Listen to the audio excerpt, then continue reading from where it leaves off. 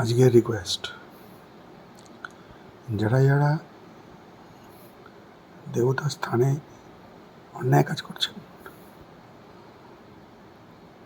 অখাদ্য খাচ্ছেন,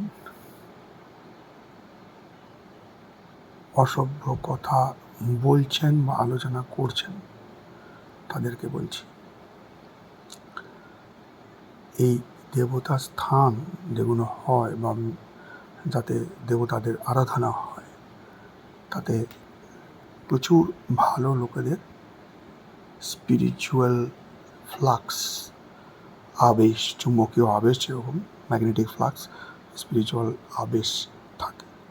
তার মধ্যে যদি আপনি উল্টো পাল্টা খাওয়া, যেরকম মদ্যপান, সিগারেট, বিড়ি, গুটখা, বাজে কথা, মানে যেসব গালাগালি আমরা বাড়ির লোকেদের, বাবা মাকে বলতে পারি না, নেশা না করে থাকবে। আজকাল দেখছি নেশা করে বাবা মাদেরও এসব কথাবার্তা বলছে, তাদেরকে সাবধান করছি। এই যে স্পিরিচুয়াল ফ্লাক্স, এই মহান শক্তি যেটা সাধুদের মধ্যে আছে বা যারা ভালো লোক আছেন, তাদের স্পিরিচুয়াল ফ্লাক্স চারিদিকে রয়েছে, তাদের মধ্যে যদি আপনি এই জাতীয় কথা বলেন বা এই জাতীয় কর্ম করেন, আপনি কিন্তু শাস্তি পাচ্ছেন, ভেতরে ভেতরে ঠিক শাস্তি পাচ্ছেন।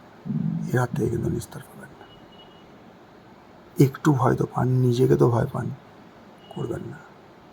হাত জোর করে বলছি, করবেন না, দয়া করে করবেন না, প্লিজ।